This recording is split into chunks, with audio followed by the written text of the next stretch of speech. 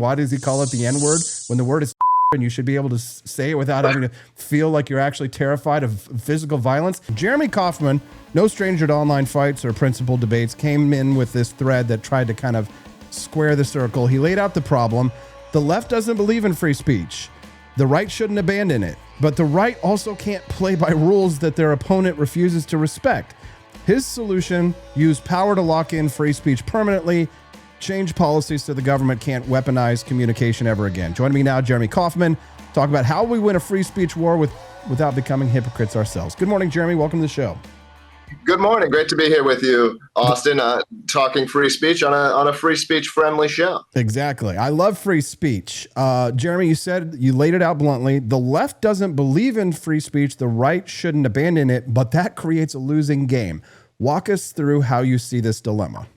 Yeah, and I don't know the answer, but I do know that it's difficult to win fights when you're playing by rules that your opponent won't play by. You know, if we're having a fist fight and you start kicking me in the nuts, it's fair game that I kick you in the nuts. You know, like this is I'm not going to tolerate an asymmetry. So if the rules start getting broken by the other side, you know, to what degree can you break them as well? You know, it's a classic sort of prisoner's dilemma situation, which is this game theory thing where, you know, if you and I get arrested and we, you know, neither of us, you know, rat each other out to the cops, we'll get the least sentence possible. But if either one of us cooperates with the cops, we'll get a lenient deal and the other person gets, you know, screwed. And then if we both cooperate with the cops, that's the worst. We both get a worse outcome than if we had both cooperated. This happens every day in America. Every day in America. And so, you know, but if you cooperate all of the time and every time your compatriot, you know, is tattling on you and you hold to the principle of, you know, don't tattle on your compatriot, you know, that's a worse outcome for you than becoming a tattler. And so how do you get back to the good equilibrium is the question, right? That should be the goal. I'm not suggesting we abandon the principles. But the goal is to get back to a position where the left is willing to respect the principles again, and it's not clear that you can get there by simply not doing what they were doing. And that's not. I don't like that the FCC said that. Like, this isn't me. I'm not like rah rah. I love that the FCC said this. That's not my position. But if I see people unilaterally putting down a sword, you know, that the other side is willing to use, that does, you know, potentially concern me a little bit. Yeah, I agree, Jeremy. I'm with you. I don't want this to be the norm. I don't want this to be the situation where we live in a country where the FCC has this power or authority. But we don't live in that world. We live in a world that has an FCC, and we're forced to suffer the consequences of it while our enemies get off scot-free. And they are our enemies, Jeremy. And I think that if we want to categorize ourselves and say, at a minimum, if you want to be in the club, then you should at least know that, like, the violent trans Tifa activists are our enemies. If you can't even admit to that, I think then, you know, a lot of libertarians and a lot of people on our side, they actively are aiding and abetting the enemies of the principles of liberty to a great extent, whether it's because they're a sex worker, a prostitute who values, you know, having the right to engage in sexual proclivities openly and proudly, and that's why they call themselves a libertarian, or whether they want to give heroin to 5-year-olds. In many ways, they're placing, you know, the sacrosanct principles of liberty, you know, holding it hostage to their own selfish desires or their own hedonistic impulses, which we really struggle with in the libertarian movement, and we can talk about that later. But bigger picture, you know, we can't abolish the FCC, Jeremy. We want to do it if we had the power, if we had the votes. You know, we've got a Republican majority, but not a conservative majority. Certainly not a libertarian majority. So, what's the solution, Jeremy? Do we use that power? Do we enforce the law? My suggestion is just be an open hypocrite, enforce the law against the left and not against ourselves until the bullies stop, if they'd stop at all. I'm open to that. You know, one of the problems here is, you know, how do you negotiate to the better equilibrium again? Like, yeah, I do think we have to be willing to, you know, punch them in the face back or kick them in the nuts back or whatever. But there's not, you know, the left is sort of this like board-like mentality that doesn't have I always have clear leaders in the same way, that the right does. Like, who's the agent on the left, or who are the agents on the left who could sort of negotiate a détente and say, hey, let's step back, let's get back to these sort of more positions of principled neutrality, or whatever. Because you do, if the position on the right is, I'm doing this because you did it to me, and I'd like to get back to the better place, right? It is important to emphasize the latter part, if that's the actual intent, right? Because it is true that the left will be in power again. In my opinion, the right isn't even getting done, 1/10 of what it could be, or should be getting done right now. And so what? And by the way, I'm not leading to some answer. I'm sitting here saying I don't know the answer. I know it'd be better if I could give some hot take and say, hey, this is what we do. I don't know what you do. I don't know how you, like, I guess at a minimum, one thing that we should be pushing for is, like, the left needs to be saying they're sorry, needs to be acknowledging that they did these things, that they put pressure on the social media platforms during COVID. We had what's his name, Douglas Mackey, the meme guy, who he went to jail for posting a sort of joke meme about voting via text messages. The same joke that Jimmy Kimmel made on his own show, by the way. Yeah, and so there's absolutely these double standards, and so there needs to be a mechanism for the left needs to be showing at a minimum remorse, hopefully something more than remorse, because I don't know if I'd even buy the remorse. And what the left should be, hey, if the left supports free speech, great, let's introduce these bills. If we can't end the FCC, which I agree is unrealistic, although I would take it, okay, can we get rid of the public interest rule and make these stations be allocated via pure rules of economics, some sort of auction system, some sort of transfer system where there's clear prices? Because these stations, these over-the-air stations, they've had these licenses for, in many cases, 80 years, sometimes as long as 100 years, and you basically have them forever. You pay a small fee to renew each year, and and that's it. And there really aren't. I guess on radio you can find some some right-wing stations, but when it comes to the TV stations, they're basically all pretty lefty. And so hey, if the left is willing to, if the left wants to push for unwinding some of these things, fixing some of these things, let's pass a bill that somehow attempts to make it illegal for the federal government to interfere with with private internet companies or private social media companies. Let's make there be financial penalties. Let's make bureaucrats who attempt to use their positions go to jail for doing these things. And if the left wants to push these things, then I'm fine with Rand Paul and Thomas Massie breaking with the rest of the right to work with to pass bills like this. The left isn't proposing things like this, right? The left's proposal is play by principles that we're not willing to play by ourselves, and I don't see how that's a deal you can take. No, it isn't a deal that we can take. You can't ask people to continue to martyr themselves, to become martyrs for this country. We can't just say to ourselves that we allow violent political assassinations to go unanswered without some form of righteous retaliation. And just getting into like the nitty-gritty, my beef with libertarians, Jeremy, is that the non-aggression principle has become the zero aggression principle, has become the zero retaliation principle. There's no, you at least have a concept of game theory, but even if you ask libertarians, you talk to them about just war, most libertarians don't know what just war theory is. There's never any reason for response. There's never any reason for retaliation. As a matter of fact, frequently libertarians will equate the retaliation with the aggression that started it in the first place, which would clearly fall within the definition of a non-aggression principle that allows for retaliation. But there's a Quakeristic pacifism amongst the liberty movement, Jeremy, that has libertarians out and out sympathizing with literal terrorists when they're not, and a strange, and Jeremy, I know you know exactly what I'm talking about, a strange affinity for defending the leftists like Jimmy Kimmel.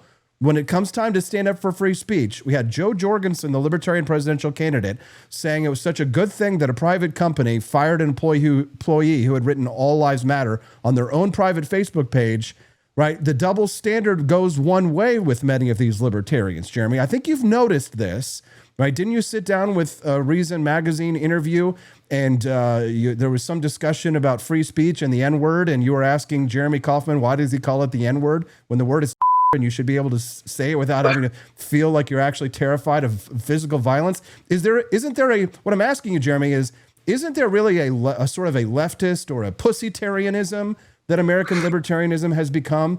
No balls is what I'm saying. I mean, I do think there is a bit of that. I will say I don't see these attitudes quite nearly as much among the libertarian movement here in New Hampshire. So I do think the Free Staters. Oh, God damn it, Jeremy! I gotta, every time you invite me on, Austin, I'm going to do it. So you know what you're doing when you invite me here. So the New Hampshire libertarians are, of course, much better than this. But I do absolutely, agree with you on this issue. And one of the things I'm not as well versed on some of the foreign policy stuff, but I do definitely I get this sense of you're saying that this act is, deontologically wrong. It was a wrong thing to do. Okay, well, how would you solve the problem? And these people don't have, solutions, right? I'm happy to acknowledge, that government act seems wrong, but what would they do? Almost every single, it's basically a guarantee if you're living today that your ancestors violated the NAP in some conflict, or another, and so, okay, when it comes to, war, when it comes to certain kinds of conflicts, I'm all for getting as close to our principles as we can, but one of my principles is living and not dying. That's going to come first. If the answer is, if the question is, am I going to die? Then I'll violate the NAP before I die, right? That's not, I would do that. You can call me not a real libertarian. I don't care. And so, it does seem like some of these people, want to feel better than everyone else, by doing nothing. The superior thing is to do nothing and just to criticize others. Yeah. But I mean, to go deeper here with this one, do you think that the non-aggression principle has in many ways hamstrung a proper and legitimate and even lawful self-defense attitude amongst libertarians? I'm not strongly suggesting that people abandon the NAP, but it does seem to me that that this idea that, that's all there is to libertarianism, and that's all you need to do, and that will produce. I don't think this idea really makes sense. One other thing I will say here is, while my belief for free speech hasn't wavered, and I certainly feel like I've changed my mind on things via free speech. I have different perspectives than I had a decade ago. It does seem to me like, is this really working? Who's changing their minds, here? And, so another reason that I do kind of almost support these types of conflicts is maybe we can learn that this stuff doesn't even work. I'm not suggesting abandon free speech, but people aren't changing their minds. Each side is just digging in their heels, right? The left believes that the Tyler Robinson guy I think that's his name, Tyler Robinson, is a right-wing guy. That's their narrative. 3-1 people on the left think that this assassin was this terrorist. Was actually a right-wing guy. So we're splitting into ideological bubbles. We're splitting into two different versions of reality, and it's like, well, great. If this is the future of America, let's get through this. Let's recognize that we're not even going to perceive reality the same way, and maybe we can't live together anymore.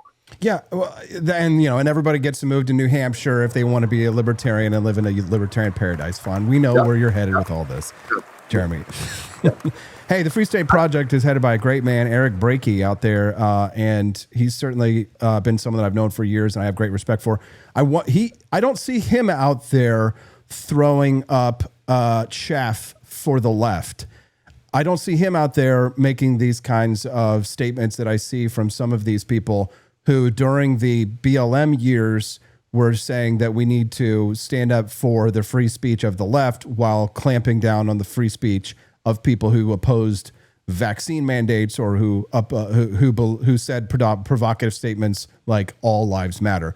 It just seems to me like there is a double standard amongst many people, Jeremy. And if you've changed your mind the last 10 years, I've certainly changed my mind in the last 10 years for sure. There needs to be a muscular new form of libertarianism if it is to survive. I think that Javier Milei actually provides a really good example. You can find many clips of him saying things like, you cannot give shit leftards an inch. He's absolutely correct about that. But it just seems like too many people who wear the label I'm not saying, oh, they're not real libertarians, but I'm just saying that many people here in the United States who wear the same label as you and I, carry the same symbols, maybe have some of the same tattoos, if they have tattoos, with the black and yellow flags, they seem to be giving shit leftards a lot of inches. In fact, they seem to be giving them lots of miles, Jeremy. Am I going crazy here? Or No, I don't think you're going crazy. I feel crazy a little bit myself when I see this, because it's like, how are other people not, seeing this? But, I know I'm an incredibly, independent-minded, person. I suspect you are as well. And I do think part of it is that these people are fairly agreeable, or certainly more agreeable than you or I or your audience maybe. And, and so it's like there is this sense in which some people sort of socially perceive reality. And it's like, if there's a sort of if they sense that there's a social consensus, it becomes